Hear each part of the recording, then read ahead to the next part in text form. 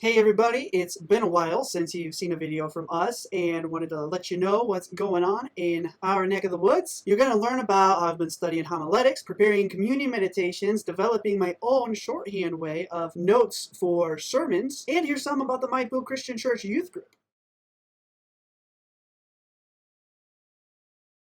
So I just finished reading the two homiletics books or preaching books that Mike recommended, and I compiled all the information and the sermon guide in his notes to make my own ultimate sermon guide that I'm going to use, and I'll probably make it shorter throughout the years. But I just wanted to show you guys how I'm using this time and these studies to develop a standard cookie cutter way for doing things faster, for writing sermons faster, for writing sermons better. So I'm laying this foundation now, and you're going to see more of that in a second, how my situation is different so that it can just go faster and be better in the future.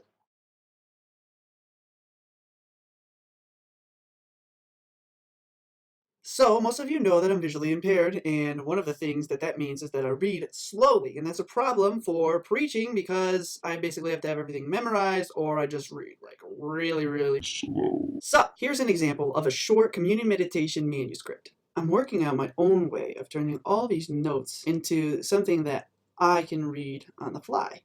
So this is that same manuscript, but very abbreviated. This might be my way of doing things. I'm gonna try it out and see how it works. So it's 4 in the morning. I've been awake all night working on my sermon, and it's just for a class, and I could have just not worked on it, but I wanted to practice what it's like to give your all for this, because even though I'm not held accountable for what I'm preaching today, because it was for a class with students who are more mature in the faith, I wanted to take the time to practice the method that I've developed for preparing sermons while taking this course. So, but here's a look at my individual personal method for preparing and preaching a sermon.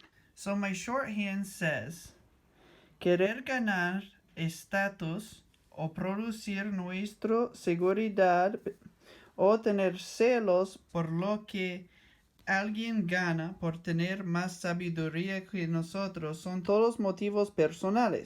So, as you can tell, that was a lot of information in one line. I tried to get one idea or thought in for each line to really condense it down so I don't have to look and be trying to read, because when I do that, I have the paper in front of my face and you can't see me, Daniela says, so this is really important to do. And I'm developing my own abbreviations so that I can always come back to them and make sure that I keep getting better and better at shorthand. These are nouns: Father, God, Jesus, Jesus Christ, Christ, Holy Spirit, Bible, Scripture, relationships, and love. But I'm also using these abbreviations instead of spaces between words to help me get the sentence structure quickly. Like, so that, I, for, through, because, is, at, to, now, rather, so on and so on and so on. For example, por lo que alguien.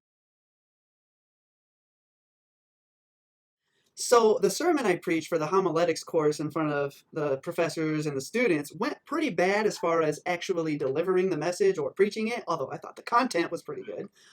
But it was a good opportunity to practice that preaching before actually doing it in another church. Now I'll just keep practicing the shorthand with the short communion meditations that I give for our church every Sunday, and they're only going to be 3 to 5 minutes. And those people will be more forgiving, more understanding of the situation, and it'll be less shorthand because the message will be only 3 to 5 minutes.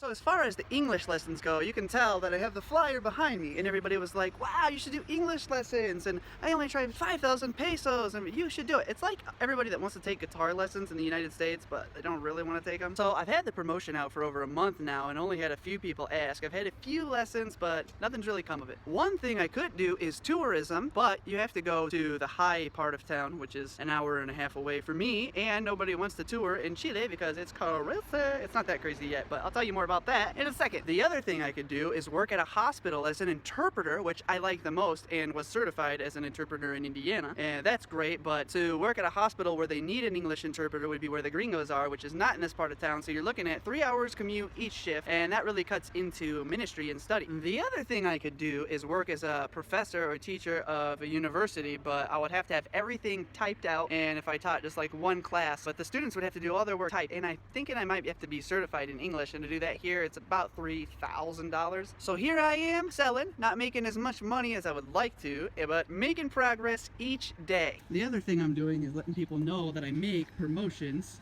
You can see here. And I've already had one person ask for me to do that for them. So I just make money however I can. Just gotta work it, baby. So the reason I'm telling you all this is because I can't just go out and get any job because I can't see. So I could be a professor if everything was typed out and I could zoom in on it, or I could be an interpreter because all you have to do is hear. But I can't do just anything. That's why I'm trying to do a little bit of everything. And we'll keep on evaluating it over the couple months, especially with Chile's economic situation that is about to take a turn for the worse, which we turn to now.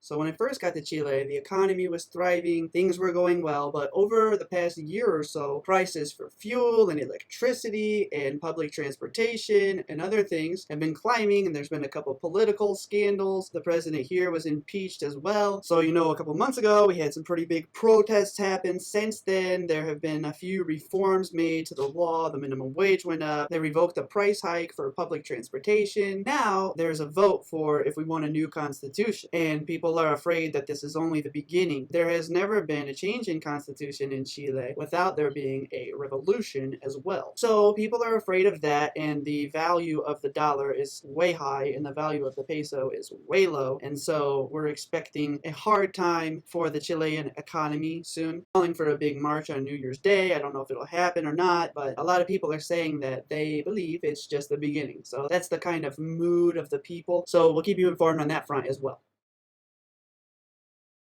Well, we're here at Jaime and Maji's house. Say hi. Hi. Hi. And we're talking about an outing for the young people. The young people of Maipo Church of Christ, or Christian Church, that is. And we were going to go to a safari park in a town about an hour south of us, but it didn't work out. But the good thing is that we at least have a group of WhatsApp, which is how the rest of the world does text messaging. It's WhatsApp by Facebook, and it's used in, I think, the majority of the world as a text messaging app. And it might be growing in the United States as well. But anyway, when I would talk to the kids, I would be like, hey, do you have WhatsApp so we can message? And they would say, oh no, I only have Instagram. So you can only message me through Instagram. But when we tried to develop a group for this, it turns out that all the kids had WhatsApp. They just didn't want to give me the information. So, at least we're making a little progress here where we've got a WhatsApp group going on. So we're starting to create some unity in this group at least, and that's the reason we didn't end up going, because a couple of the kids ended up not being able to go, and the idea is that we would all go together so that we can create some unity. And actually this is pretty pre-evangelistic. We were going to talk about some social issues going on, and because young people are pretty opinionated and they like to be asked, what is your opinion? Your opinion matters. Just to kind of develop some unity and some trust, and not even really getting into the gospel, although we obviously are more than willing to do that. That's not where they are right now. So recently I was doing an activity with the kids at a church retreat, and the question was, do you think it's worth it to live a holy life? And I think that all of them would have said, yeah, it's worth it, because they know that's what we want to hear, right? And the first young person did, and then the second young person is a little more outspoken, and he said, no, I don't think it's worth it. I mean, I still believe in God, but I don't think it's worth it. And so as soon as that happened, every single kid said, no, it's not worth it. And the first young person changed his mind. He said, no, I don't think it. He was just saying what he thought we wanted to hear. And I said, you know what? I am so thankful that you guys are honest with me. I just appreciate it. I don't want to hear what you think I want to hear. I want to hear what you really think. So anyway, after that, each group had to go up to the front and say what they thought about living a holy life. And of course, the rest of the groups were like, yes, we think it's worth it to live a holy life. Yes, because of this and that. And then the person representing the youth group went up there and I said, be honest, tell them what the majority of the people decided. Obviously, I said I think it's worth it, but got up there and said we decided that it's not worth a holy life. And so people who maybe pressure young people to come to church, maybe that was a little heavy for them. But I'm glad, because at least it's honest. You cannot heal a wound if you don't acknowledge it. The first step in AA is to admit you have a problem. So that is progress. I am thankful for it. That is big progress. It's heartbreaking, but at least it's real. Some of the kids are coming a little more regularly, even though they're not paying attention and watching videos on their cell phones. At least they're coming. So, hey, progress is progress, baby. And some of the relationships are getting deeper. Not deep, but deeper. And that's what it takes, and it takes time. So that's some more information on that front for you. So there you have it, everything from communion meditations, practicing the shorthand system I'm developing since I can't read as fast to help me preach better, practicing preaching, through homiletics, the work front, the Chilean economy, the forming Maipo youth group, and learning through the little moments. As always, thank you for watching. Thank you for supporting, not just financially, but in prayer. Thank you for being our sending church. Thank you that we have community with you as well, that you are our brethren, as Paul says. Gracias.